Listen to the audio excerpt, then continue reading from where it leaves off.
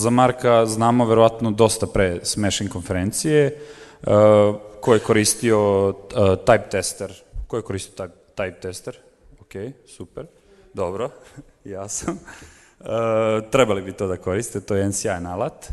Marko dolazi iz Zagreba, iz Velike Gorice, ali ste sad ono planetarno, svuda se krećete, a? Tako da ništa, ja bi Marko prepustio tebi. Marko radi za firmu koja se zove Creative Nights ili, kako se rekao se zove firma? Creative Nights? Ok, super. Ništa, izvoli Marko. Da, 40. DaFED, ha? Ja isto ove godine, 4 banke.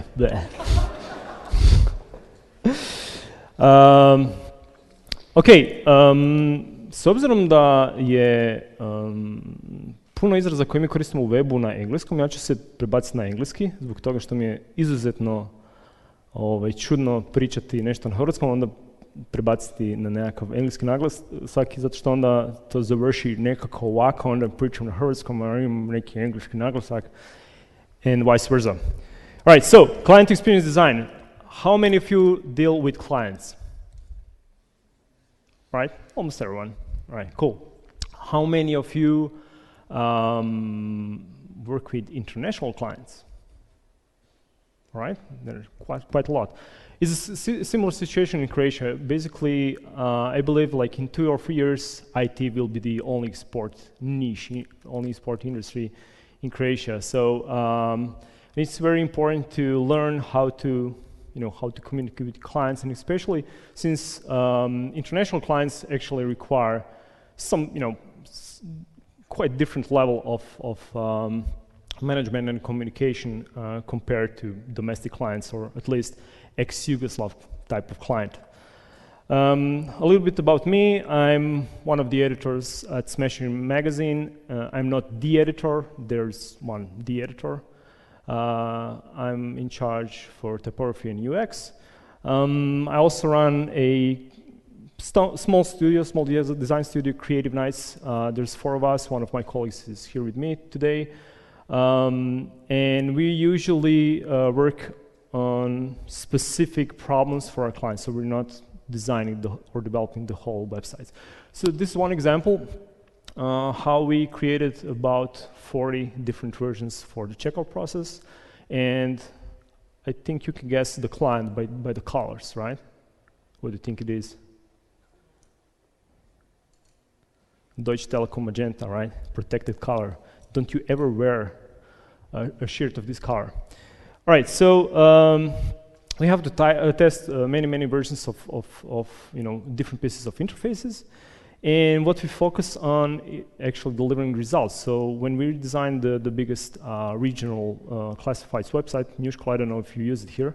It's very popular in Croatia, and Slovenia, and Bosnia and Herzegovina. We increased the number of visits by 20%, which was one of the project's requirements. And I like to use numbers not to impress you, but to showcase how you can actually just prove your value without actually telling that you're very good at what you do.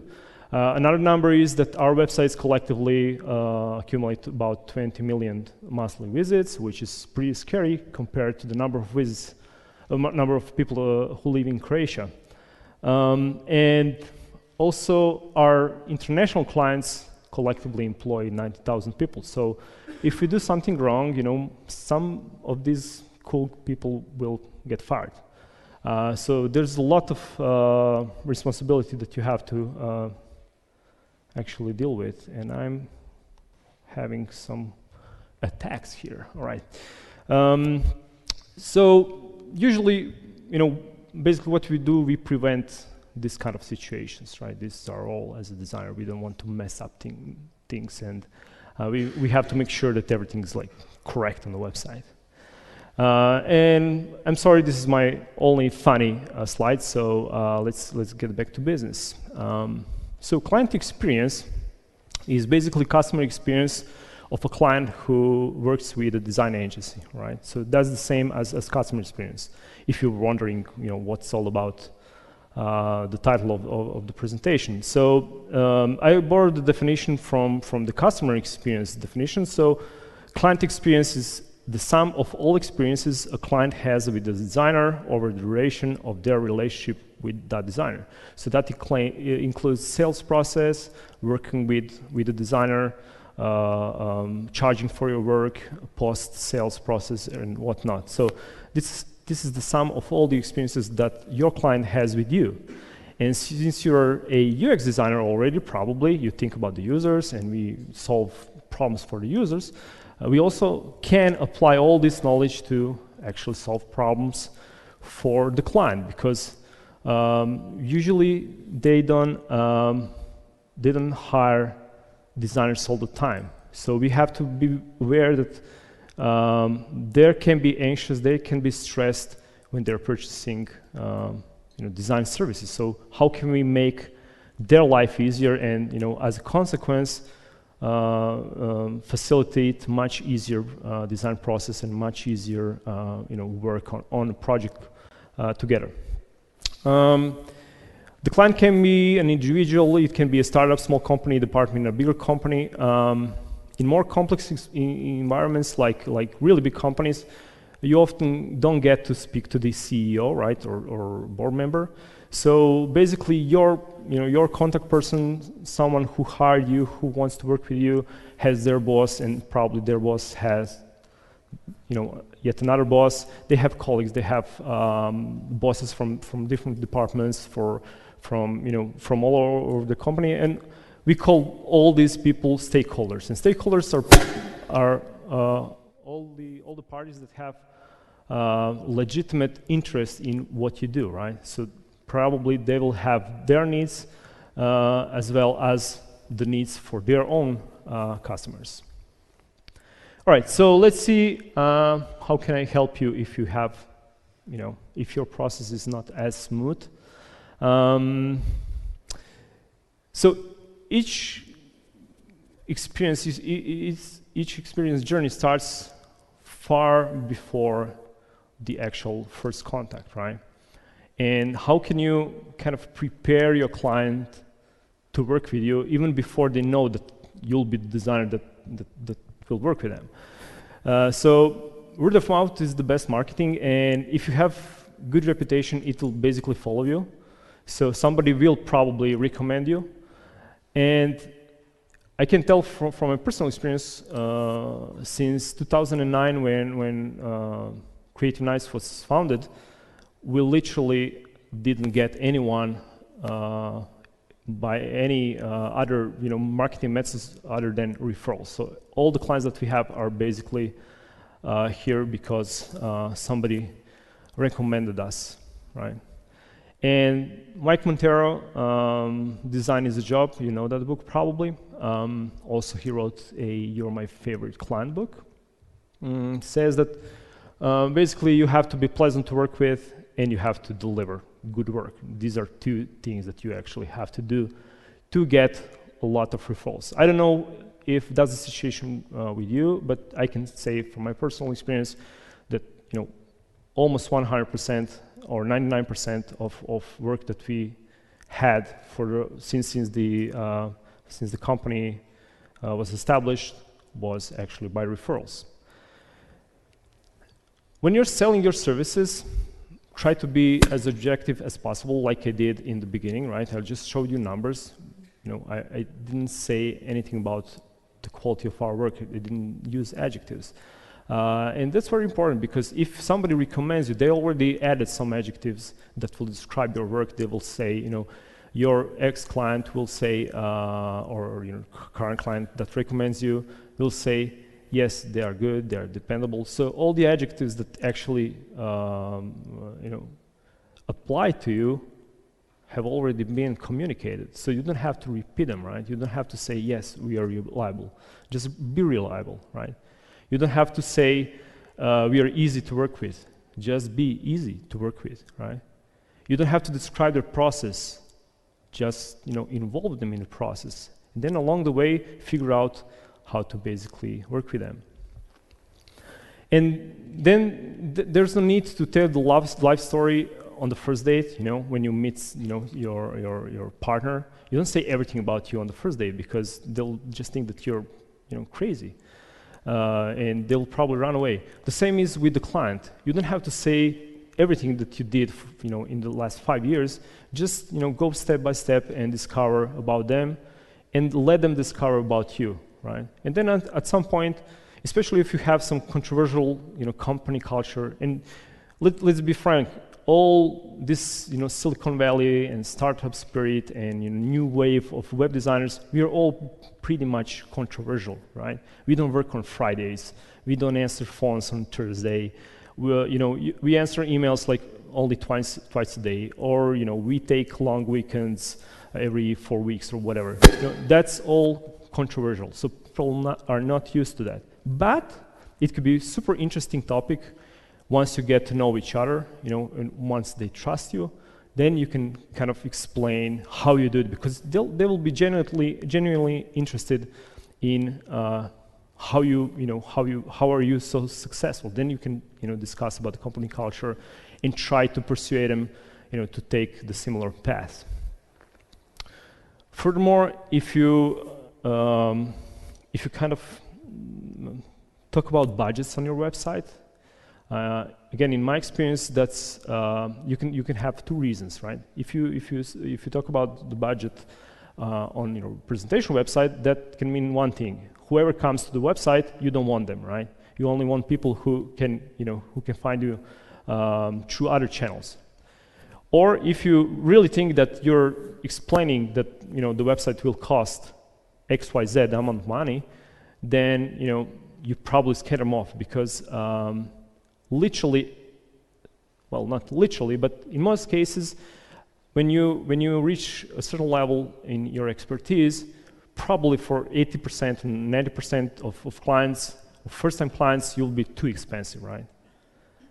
So, kind of stating that you're expensive, upfront, will probably scare them off. Again, if you want to discuss, that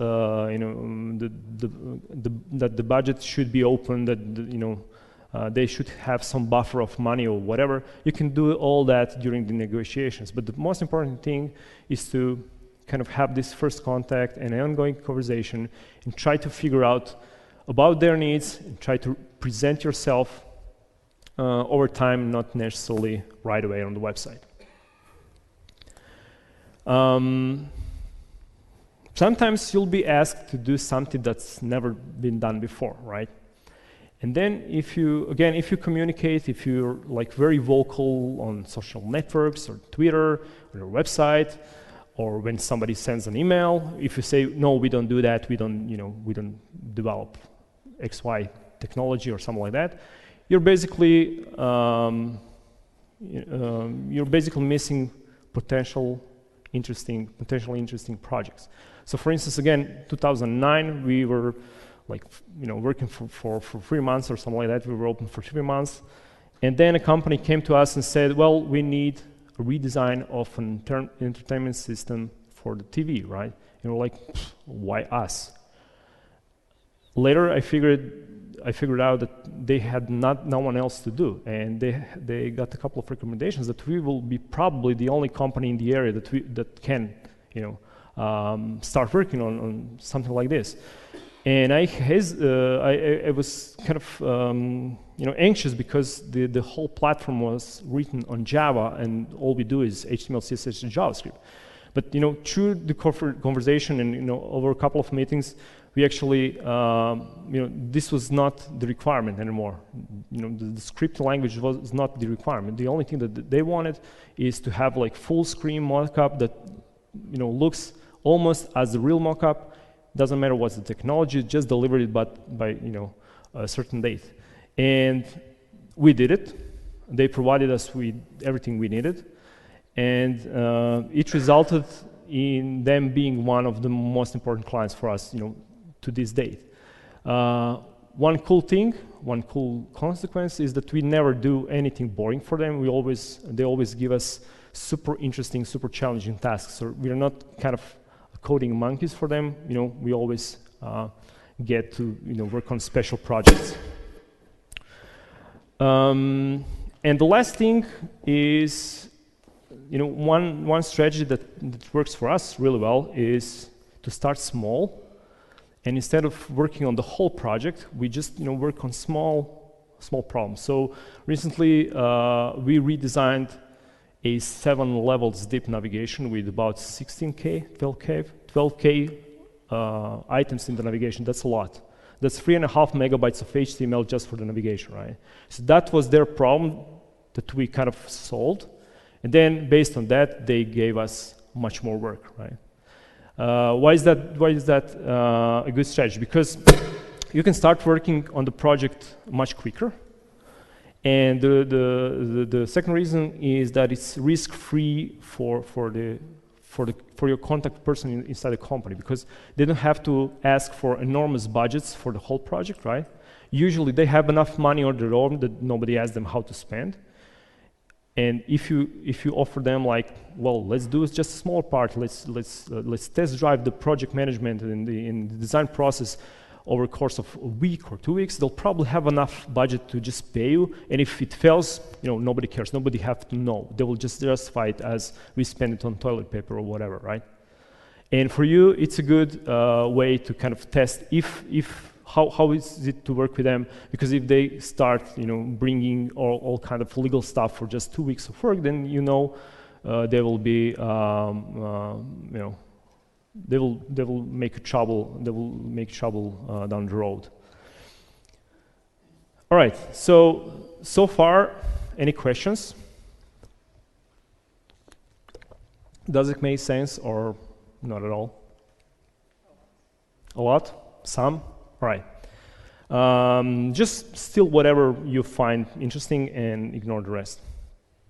All right, so developing shared understanding simply means learning about your client's context and their needs, and also making sure that everyone on the project and included on the project, including stakeholders, are looking at the same direction. Just let me give you an example. Once I was in a big corporation in Croatia, and I was not late for the meeting, but it was very awkward because everyone came before me, right? And it was a long conference table, and one department was on one side, and another one was on the other side, and they were kind of just, nobody spoke anything, right? They were like, and I came in, and I was like, oh my God, that's your problem, because they thought that they work against each other, and my role there was, to build an interface or whatever, but then I realized, no, my role should be to explain to the opposite sides what are we trying to accomplish, and that we can actually meet both needs, not just one department's needs. And many leaders, industry leaders, stress the importance. I have Jerry Spool here. You know Jerry Spool, right? UIE. It's really super important to get everyone on the same page. Otherwise, you'll have a lot of problems. People inside the company will have a lot of problems. You won't get the sign-off. So make friends as soon as possible. All right, so how do you create this shared understanding? First, you have to basically learn everything about them, even though you're not, asked to do it. So do it outside of your kind of main project, right? Do it for yourself so that you can actually speak to them. Many times, Mario here, he read the financial reports for a client. He didn't have to do that. That was not the part of the job. That was not the part of the research, right? But he did it, and then he knew how to talk. He was able to talk with certain people inside the company using their own language. And then they were super surprised because we know all that stuff, right? When you read something that they don't expect you to read, and then you know the stuff that they know, they will actually talk to you much more willingly, right? And then you can audit all kinds of stuff like information architecture, content, interface pattern, user actions. And what we like to do is just list everything in a spreadsheet, like Google spreadsheets or whatever, something that's shareable with the client, and just put some marks. So you can just copy the information architecture, domain navigation, and just put some notes of your own, like, I don't think this belongs here, I think this belongs to another place. You can easily conduct online card sorting. You know what's card sorting? How many of you did some card sorting in their life. Right, so basically card sorting is writing navigation items to a card each, right? And then mix them and ask users to kind of make some sense of it. So they can group them into, different categories. You can have closed card sorting, which means that you predefine the categories, or open card sorting, which means that when they group certain items, they have to label them in their own language, right? And you have optimalworkshops.com, which is an online tool, has a free trial. You can just copy and paste the navigation there, ask a couple of friends of yours or relatives of relatives, send them an email. It takes about 20 minutes for them. They can sort it out, but you will already have some idea what you want to improve on the navigation. And when you come to your client on the first or second meeting and already have an idea what to fix, that's a big plus. That's a major plus. They will be just baffled about your kind of deep insight into their problems. Another thing you can do, you can always conduct usability testing. Again, if you don't have enough budget, time, or you just you just can't do it quickly, there's a great service, peak.usabilitytesting.com. Ever heard of it? Just some of you? Oh my God. So usabilitytesting.com is a service where you can rent usability testing like on a flat rate. So say you pay a yearly plan and then you have like unlimited testers. So you send them a link, you send them the tasks that you want to have tested, and then they find people who match your demographic profile, whatever.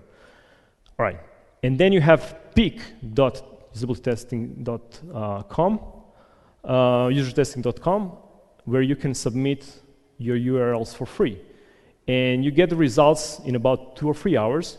So even if you have the first meeting in the afternoon, you go there in the morning, submit their homepage or a critical page 3 times, because you have 3 times for free, and you get the results by before you actually go to the meeting.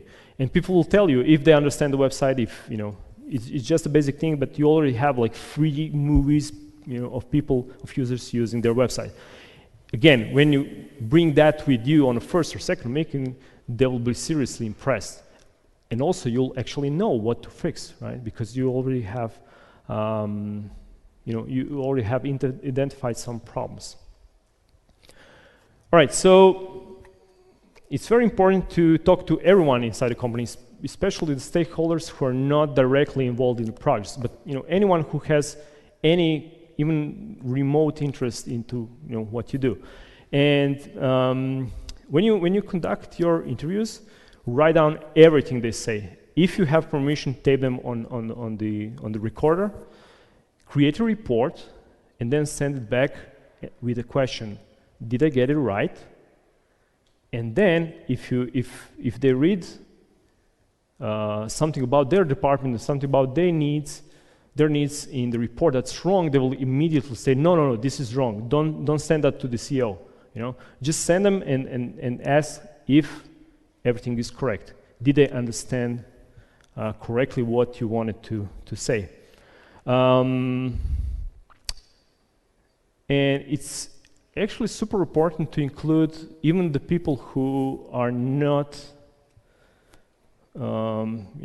your primary contact's favorite colleagues. So for instance, many times somebody will hire you from a big company, but they don't actually get along with marketing department or IT department or something like that. And that's a good sign, that's a good kind of indicator what people you should talk to, right? So include these people. These people are the most important, because if your primary contact gets along with other departments, they will probably persuade them that the decisions that you made in the process are right, and they will be probably on board with your primary contact. But the most difficult people are actually the people that your primary contact doesn't speak at all. So be extra careful about this group of stakeholders. All right, so We all know that for the project to succeed, we have to define the goals, and if they come to you with a wish that they want to redesign a website or we need a new CMS, your next question is most of the time, all right, but yeah, what's your goal? What do you want to accomplish? How do we improve your website, right? And that's all cool, but the true goal may not be apparent right away. Why? Because people inside complex systems like big companies, they have different goals. So you have a project goal, and basically this is what somebody who is a sponsor of a project will say, well, this is the goal, right? Say, we have to increase conversion rates in our web shop by 20%. This is some high-level boss that ordered this this must be done. But then you have somebody in IT who's also a stakeholder in the project because they have to deploy the project, but they don't want to buy an extra server. So their goal is actually not 20% increase in whatever. Their goal is that the project doesn't cost them any more servers, right? And then you have content management people who say, we don't have enough resources to employ another copywriter or another photographer. We don't have enough budget to buy new photos. So their goal is for you to not change their media library, right? So you have multiple goals that can be, in some cases, opposing, right? So my favorite question to all these stakeholders when we have one-on-one interviews is, what's the definition of success for this project for you? And then they kind of stop for a second. What do you mean? No. How will you know that the project was successful? And then you get all these actual goals, right? Actual answers. They will say, well, I don't want to get fired. That's success for me. That's good enough for me. I have to deliver by that date, otherwise my department is fired. We have to, do this. I need to avoid this. I have to optimize this or that. And then when you have all these real goals, keep them in mind and bring them up every time you feel that the project might, take the wrong course. It's very, very important to listen to everyone. All right, a really cool thing that we started specifying in our projects, in the last about 2 years, sometimes we even put it in contract, is specifying project policies and project standards, and that's basically specifying, that the website should be web standards compliant. That's an old thing. That's super easy to do, right? But it's very nice when you deliver the project and say, and you put it in a contract or whatever, in a bigger project plan that's bigger than your part, because it will help the developers, the backend developers, or whoever is taking your prototype or your code, your front-end code, to actually validate. So you can say, my code was valid, they have to make it valid too, right? So that's a good kind of test. Content parity basically means that everything that you have, especially for responsive projects, everything that is accessible on desktop should be accessible on mobile as well. Performance budget, what's performance budget? All right, so performance budget is basically a limit of bytes that you're allowed to use per page. Why is that important? Because if you have a limit of, say, 200 kilobytes, if somebody says, well, we need a bigger picture or we need web fonts, you can say, all right, we can have web fonts, but we have to leave something out, right? We have to remove the image. Or if you want to have a big wallpaper image, we cannot have web fonts. And if you plan to do that, do it in the beginning when people are still not aware about what it actually means, right? So it's a kind of trick to make them the good thing, right? To make the website in a proper way. Even though if you bring it up when there's already a discussion about whether we should use web fonts or huge images, probably they will not approve the budget. So specify the budget pretty early in the project. How do you do that? You do that by comparing your existing website with the competition, right? Because we all know, well, I don't know if we all know, but scientifically, it's proven scientifically that if the website is 20% faster than the other website, the user will perceive it as faster, right? If it's whatever 15% faster, the user won't see a difference. So you can always list a couple of competition websites. 5 is good enough. Measure them, right? Measure their performance and say, all right, if we want to be the fastest website of these 5 or 6, we have to be this fast. And you put it in a contract, right? And then you have to meet it. And then later on, nobody from marketing department can come in and say, well, but we need an animation here. No, you can't, because it's not up to me. It's this is the project specification. This is how we specify the project, right? The same thing is with the information budget. The information budget is basically something that I invented. So you can say, we want the user to remember all the information on the website when they are scrolling up and down for 5 minutes or 10 minutes or 20 minutes or whatever. Again, you can compare it to competition websites. Basically, what you want to do, you create a mock-up or prototype and ask people, show them the whole website up and down for 10 seconds and ask them to sketch it. If they can sketch the whole website with all the key information, then you're good. If they cannot, you have to reduce the number of information on the web page, right? It's very easy. Accessibility conformance, we heard about that in a previous talk. Basically, you can say it has to meet WCAG 2.0 guidelines, or it has to be cleared on an accessibility checker. And the last one, you can say, well, the website needs to be green on Google page speed, or it needs to be at least 90 points, or it has to be at least 95 points, whatever. Again, compare it to competition, because these are very strong motives. We want to be better than competition. These are very strong motives, and you can also quantify such stuff. And the last thing is, again, prototype early, right? You can use design sprints, you can use workshops, you can mock something quickly up. And the point is that you want to have general sense of what's happening or on what road to take as early as possible. So don't kind of design or develop or whatever sketch for a couple of weeks, because that will be too late. And you'll lose your motivation after 4 weeks of working on polishing the approach that you thought was the best approach, and you'll probably find it hard to start over if realistically the first chosen idea was not the one. So try to explore a couple of ideas as soon as possible. So don't be too precious about the design. Maybe organize a sketching workshop or something like that. The point is that you can do it in 5 weeks with the design sprint.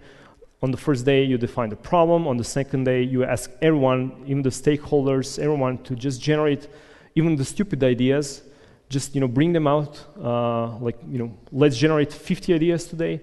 On Wednesday, you pick 2 or 3 which sound reasonable.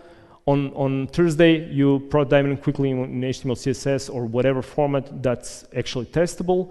And on Friday, you can test 3 or 4 concepts to kind of determine if you're right. If none of the ideas on Friday are working, you already have a pool of 50 ideas that you generated on Tuesday that you can just pick another 3 and test them on Monday and Tuesday. But pretty much in 2 weeks, you should have the best possible solution, or at least the direction for your project. So don't delay. Don't kind of do something in your dungeon for months and then come to your client, ta-da, and they said no. All right. Any questions so far? I have to drink water, so somebody else has to talk. Yeah. Did you ever have a problem with the client that you were talking with somebody that you were thinking that he's the guy that I have to approach and try to find his understanding, and then after half the project, you realize that there's other people that are involved in the project, and you also have to ask their opinion, or they're just pushing their opinion inside of it. So the very good question. I'll put it just on the record, right? The question was, did I ever have a problem with going half, having half the project done, and then realizing that there are other stakeholders? Of course I did. That's why I'm talking, about this kind of problems and how to solve it. Of course I did. And I strongly believe that the more mistakes you do in your career, the more guidelines you'll actually create, because you'll understand what's happening. Of course I did. That's why now we kind of insist, and of course, after years of working with such clients, you already understand what can go wrong. You know that there's probably some IT department, probably some marketing department, probably some PR, probably some customer support, probably some logistic, probably this or that, business proposition. So, you have to basically learn about businesses in general, or about how corporations work, so that you know how to ask for certain inputs, right? So you can always, if your primary contact avoids mentioning that there's someone important there that might mess up the project down the road, you can always ask, and like I ask twice, like, are you sure? Can you put it in writing that we don't have to ask these important people about what's going on the project, about their needs? All right, so probably the most important expectation is, will they make it on time, right? So this is basically about it. If the scope is not entirely clear, and rarely it is, it's always, at least in our experience, it's always good to start working on a smaller, well-defined part, right? And you can call it minimum viable product, or minimum viable feature set, or minimum viable user action.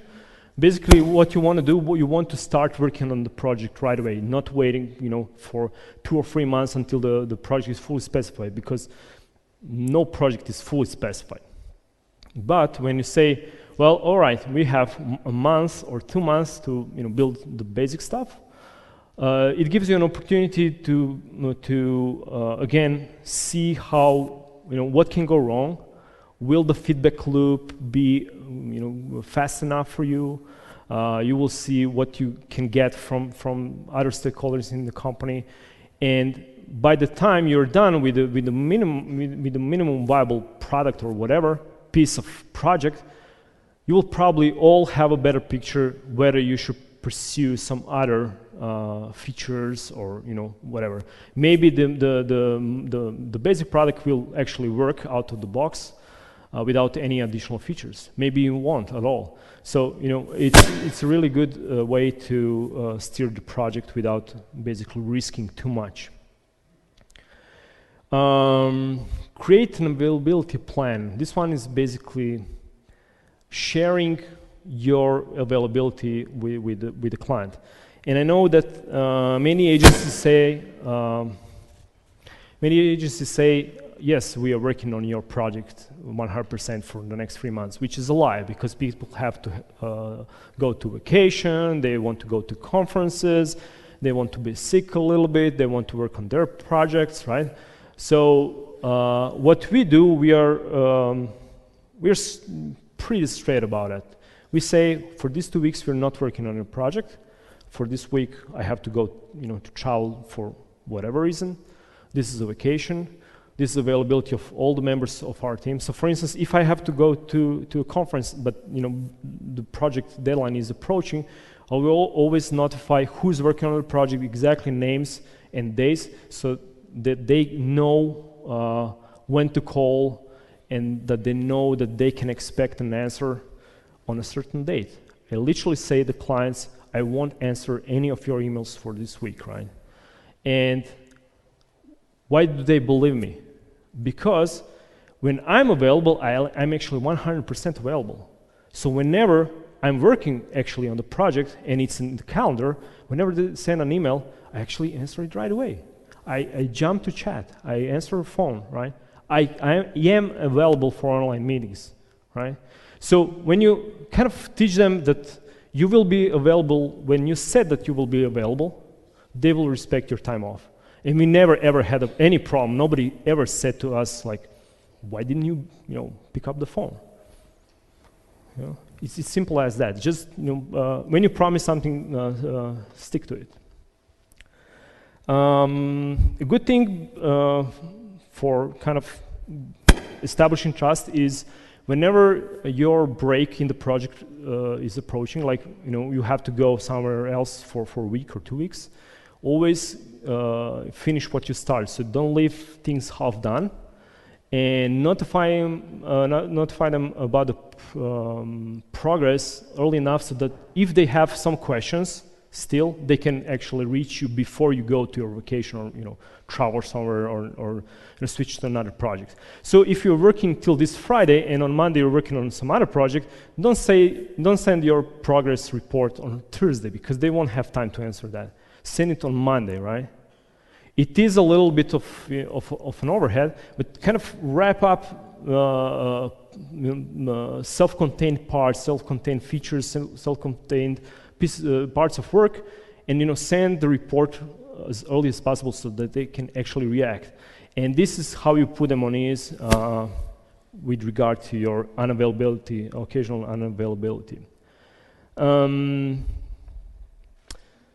All right, so basically what you can do in the beginning of the project, because you're super experienced already, when you have a project timeline, right? Everybody is like super optimistic. Yeah, for the first 2 weeks we'll develop the first concept, and then we will have some design work, and then somebody will develop interfaces, and then we will send it to a copywriter or vice versa. It doesn't matter. But you as an experienced service provider, try to kind of point at some critical stages in the project. So be very clear when they have to deliver feedback, and be very clear that if they don't deliver the feedback by that date, the whole timeline shifts for another 2 weeks, 3 weeks, whatever. Be very clear that at some point you need to have the content from the copywriter, that at some point you need to have photography, that at some point you need to have videos prepared, and then you can also offer what happens if they don't deliver, right? You don't have to shift the timeline or anything like that, but you have to kind of warn them what can go wrong. Especially because when you start working on a project, they probably know that they need new content, but maybe they didn't speak to the content management people inside the company, and then you already start working on a project, you committed to a certain timeline, and then somebody from another department that we didn't ask in the beginning will come and say, well, we don't have enough resources because there's Christmas time and we have to write Christmas marketing copy, and nobody thought about that before. So it's actually super useful to create something like that. If you never created a journey map, this is a really good resource, and I'll share the slides so you can visit it and create it. All right, so basically if you want to work with people, you have to create the environment for collaboration to happen, right?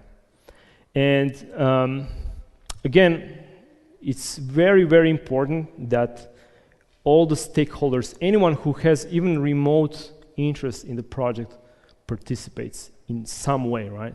I will explain you how you can do that. So in-house people might be involved in internal politics and might have some history with certain departments, right? So it's very hard to them to knock on their door and ask like, well, we have this complicated project now, and the designer or the studio asks us to, if you can step in and participate. It will be hard, it's because, human nature. But you as an outsider, you don't have any history with them. You don't know, about their bad behavior or whatever.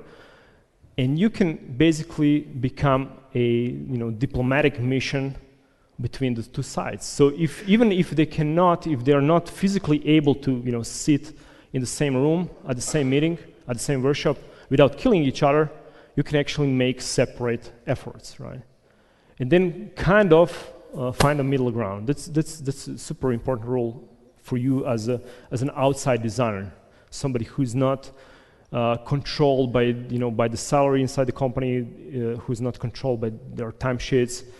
You have that power, and you also didn't have any conflicts with these other people. All right, so meet them where they are basically means to be flexible and make them comfortable using the tools, right? So if they are used to using MS Office, gosh, right? Let them use it. You install all the software that you need, because if you tell them, well, you can use Google Spreadsheets or you can use OpenOffice or whatever format, they'll have to ask the IT guy who have to permit the installation of that software on their computer, and it's like, I hate him, and it will never happen.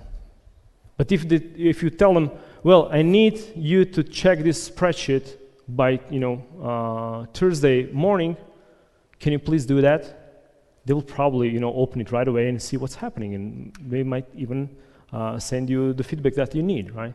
But if you tell them, well, I'm sending you this specific file, and you can go to this Linux website, and then first you have to download the environment, and then you go SDK or whatever, and then after that you go to this murky website. Yeah, I know that it will ask you for admin. What will happen. They will never install it, and you won't get your collaboration thing going on.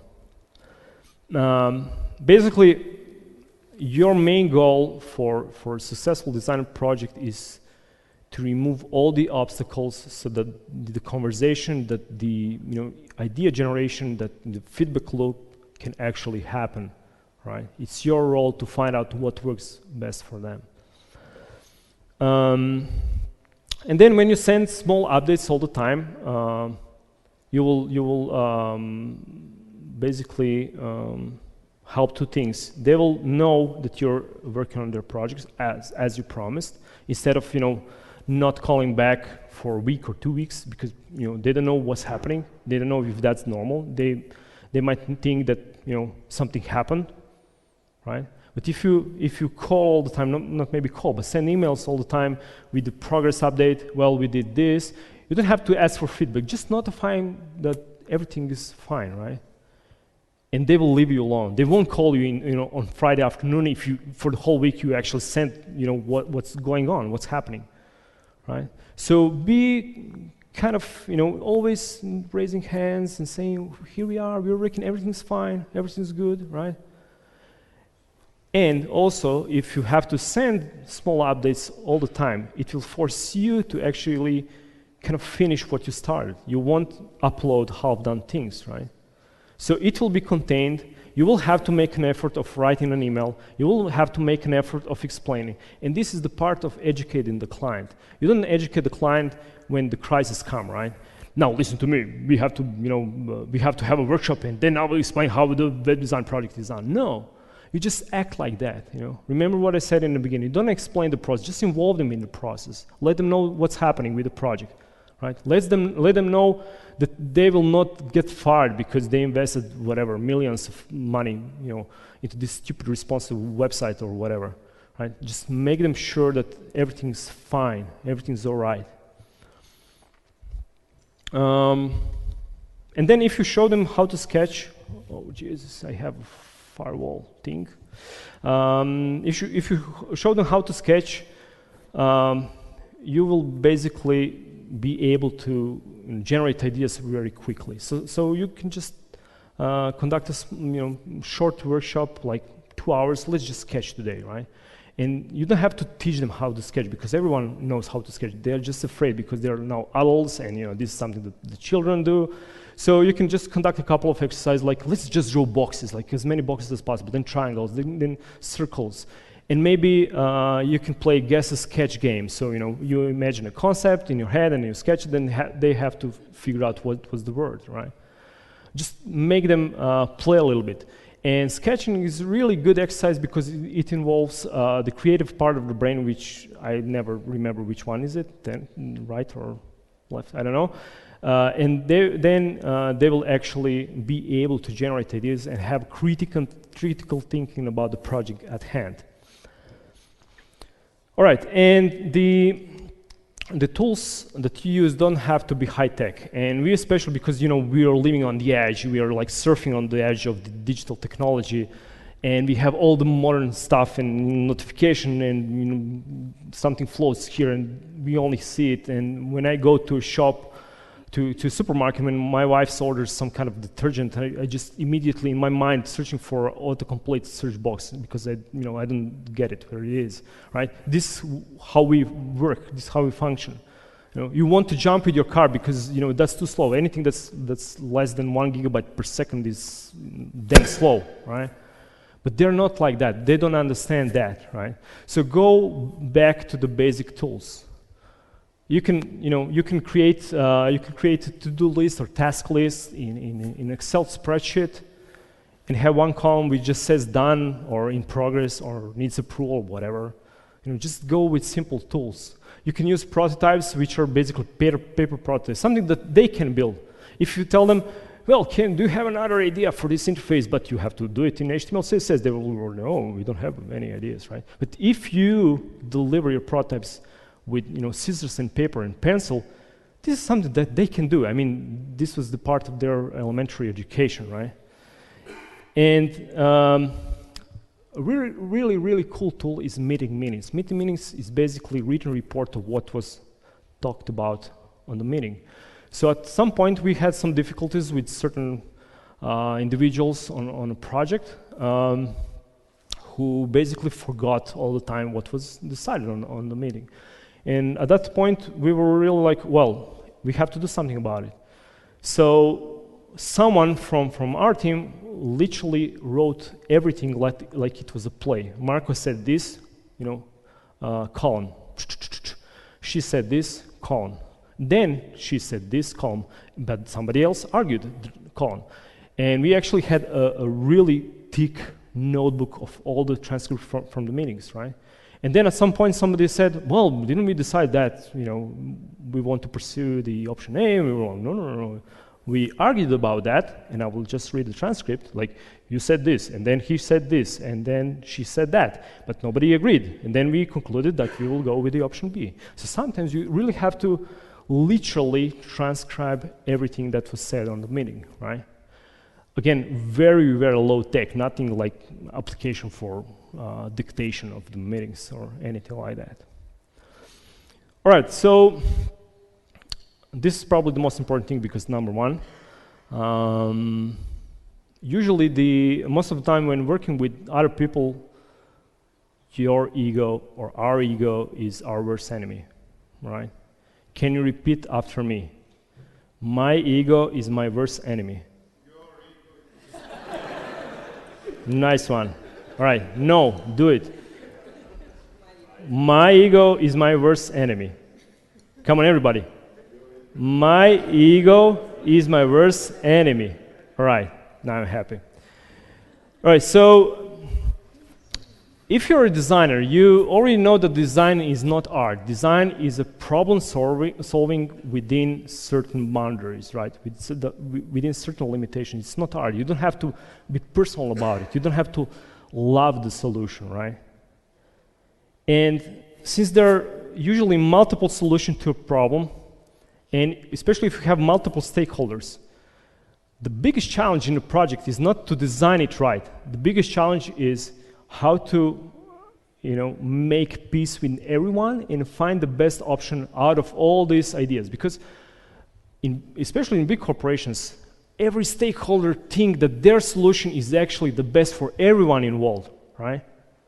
They cannot see it because that's normal, because that's human nature. But you, as a designer, you know that you have to generate a lot of ideas so that you can actually combine or pick one that will be the best for everyone involved, right? So basically, you should be facilitating design thinking process to make sure that the decisions and options are in line with the project goals. That's why you asked, how do you define the success for this project? And then you have a couple of answers for all the involved sides. And then you have to create a Venn diagram when you overlap all the desires and wishes. And there's a little octagon, whatever shape. that says, this is the point that we want to, this is where we want to go, right? This is where we want to go. And then when they present you with their solutions, you just match all the solutions, maybe create a hybrid of 2 solutions or 2 ideas, and just see if it fits your octagon that you have in between all these often opposing ideas and solutions. And this one's actually pretty important, and I discovered like not long ago. When people you work with in the company are successful, especially within their organization, when they recognize that their project was successful, they'll have much easier time to sell internally another project like that, right? So if you met some customers' needs, right? If you met some business goals, if the project was successful, then the next time they ask for budget, for time, for anything they want, they will actually get it. And we as a designer shouldn't have nice portfolios. If you want to change the world, right? Change the world in this way. Equip your contact people inside big companies to be able to spread the design thinking, spread the user first thinking, spread the content first, whatever first thinking inside the company. Make them look successful. Don't take all the credits to you, because that's very easy. We pay this external company. They're really good. And you're like, yeah, we're good. No, you're not good. The good person was the person who hired you, who brought it, who survived all the bashing from nasty stakeholders, who had to ask the IT guy to install this stupid open source software that you only use, so that she can actually put something in the just ordinary spreadsheet. So if you want to be a user experience designer, this is how you become one. Not by thinking of users. No, don't think of users. Equip the organizations to actually make the change for themselves. Because if you just work for you, if you want to look good, the minute you step out the organization, they will just return to the old, the same old business. No change will be made. But if you equip the people who you work with inside the company, they might have a chance to transform the organization in the long run. And of course, they cannot do it on their own. They will just ask you again to participate in the project. It's as easy as that. Do you know Parallel web design agency? How many of you Parallel from the United States, Texas? Oh, that's sad. They're really cool guys. Only 4 people raise hands. Do you know Microsoft.com? Nobody? Or everybody? Everybody. All right. So they redesigned the Microsoft.com homepage. How cool is that? And their developer, Dave Rupert, at the Smashing Conference in Oxford in 2013, I have to read that because he said a really, really nice thing. If you love it, set it free, right? Because your prototype, your design idea will probably not be deployed exactly the way you imagine, right? Something will go wrong. And by the virtue of our relationship with our client, basically when we deliver solutions, and that probably is written in your contracts, they can do whatever they want with it, right? They can use it, abuse it, whatever. And there's really no point on really no point of being too obsessive about the details, about every little pixel that you want it to the left, or the exact hash color code, whatever. And because especially if you badmouth your clients for not being able to maintain the level of quality, it's just plain, I don't know, wrong, right? Which brings me to the last point, is after the project, if you stay interested in your client, right? If you set up Google Alerts, and whenever you get a notification from Google Alerts about their activities, if you just remind them, that was a good job, right? This will mean a lot to them, because the experience doesn't and when they pay you, right? The experience has to, stay longer, because maybe that person that you work with have a friend in another company, or sometimes people just, call the owners of the website and they ask, like, who did it for you, right? Because we have this complex problem. Can you share the information? Who helped you, right? So if you're genuinely interested in them after the process, you'll probably benefit, right? It doesn't have to be like, what's up, or do you have another project in a pipeline, or whatever startup Silicon Valley lingo, right? You just have to congratulate them, but be honestly interested again in their success, not yours, right? Do good work, be pleasant to work with, turn your clients into your marketers, because word of mouth is the best marketing. Thank you.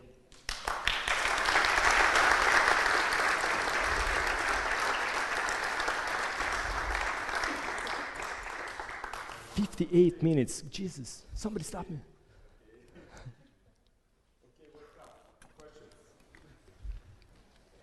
Nobody fall asleep. I mean, some people just left the room, but whatever. Is there any questions?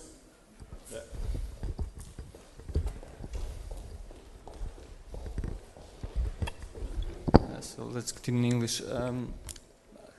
Did you have problems with, for example, if it's a big corporation that you work for, and then you're doing some smallish projects, and then the people that you need to talk with are not really interested, or they don't have the time to be involved as much as you want or as you need? Do you had something like that, or way how to approach those situations? Yes, I had. I had all these problems that you will ask, do you have this problem? Of course I did, right? I've been in this industry for 15 years, and we still, stumble upon this kind of problems, right? But that's your job, right? It's your job to figure out how to approach that. One way to approach this kind of projects is to prepare yourself. Because if somebody is not interested in you, this is mostly because they think that you're stupid, right?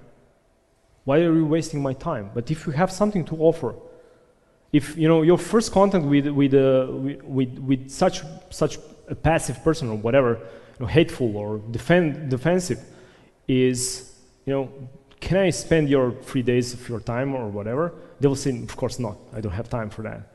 But if you just start meaningful conversation, you don't have to explain how you do that. You're great and that your process will be great. Can I please have an interview with you, and then we'll create the report, and then we'll create PowerPoint presentation and send it to CEO. No, just talk with them, but also be prepared. If you're prepared, if you show up, this is what the Americans mean when they say show up. Not show up, be there, but actually know what's going to happen. Be prepared for everything. So if you start the conversation meaningfully right away, they'll probably listen to you, because they'll be, oh my God, I need to hear this, right? So one way to kind of overcome this, this kind of people they just have an assumption that you're some boring guy that will waste their time, right? If you prove, them wrong right away, they'll listen to you. Thanks. All right? Anyone else?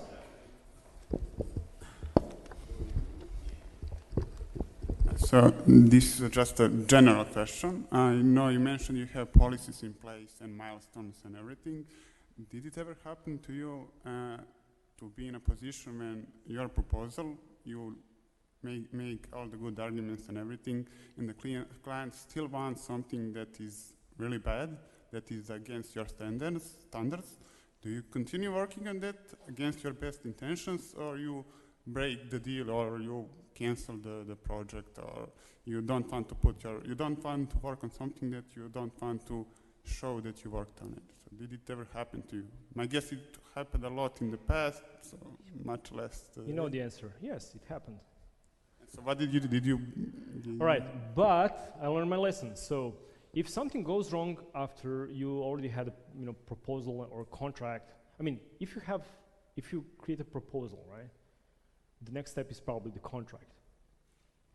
But you have to know that proposals are just, hello, that's me, who are you?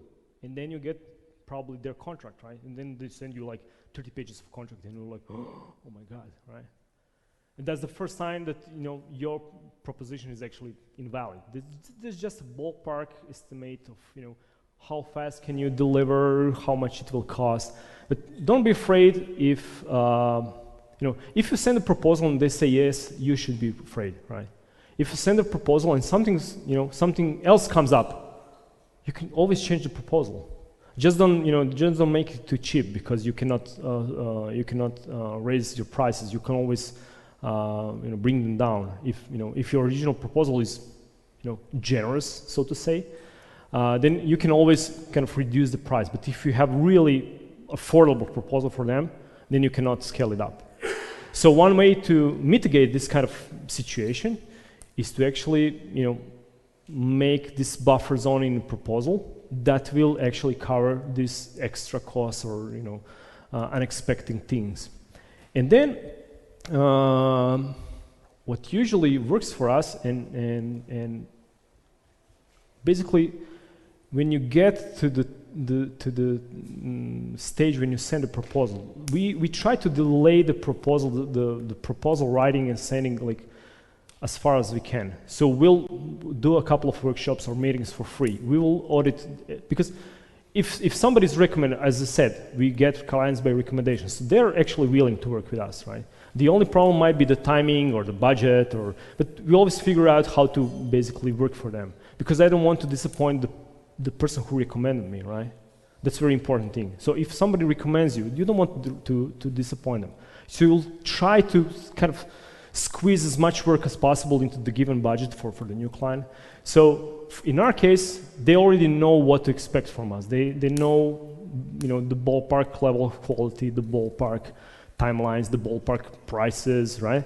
So by the time we write a proposal, that's basically a proposal that everybody knows what it looks like, right? So in our case, that's just an official document. So try to do a lot of prep work. You always have to run 1, 2, 3 meetings before actually writing a proposal. You don't write a proposal based on an email, like, can you send us a proposal? No, I don't send this kind of proposal, because how can I estimate your project if I know nothing about your project, right? So if you prepare, for instance, if you audit the website, that's one reason why you audit the website, because you see the information architecture on the website, and then you can see some sections are very well done with very up-to-date content, nice photography, everything's written very concise, but some other sections are not as well written as the first ones. Then you can actually figure out, all right, this department doesn't care about the website. This is how you prepare yourself, and then you can actually anticipate. Well, we'll probably have problem on this front. Somebody will probably come with some crazy idea down the road. So I'd say prepare yourself. Try to defer writing the actual proposal as far as possible until you know enough, and until your client is comfortable enough, so that when you send the proposal, it's not surprising, like, oh my God, or we didn't think about that, or this is way out of our budget. So basically, yeah, just talk to people and decide upon that. Thank you.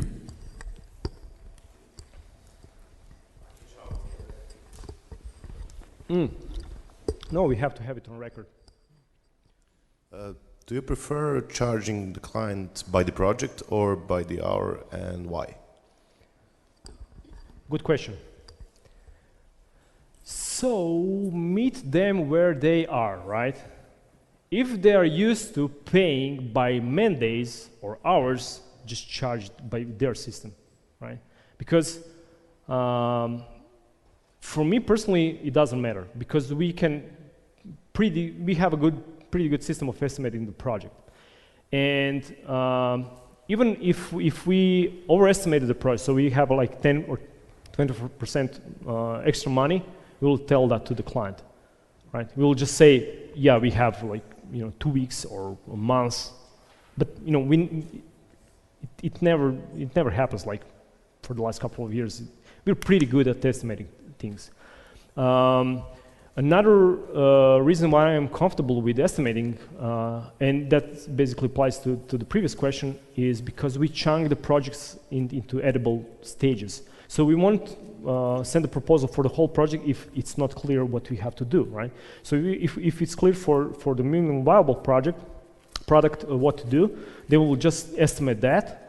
And when you already know what to do, then the matter of estimating the project is just a matter of sitting behind your Excel sheet and putting some numbers, and you get the value. That's about it, right? So that's why I feel comfortable with any billing system, whatever, right?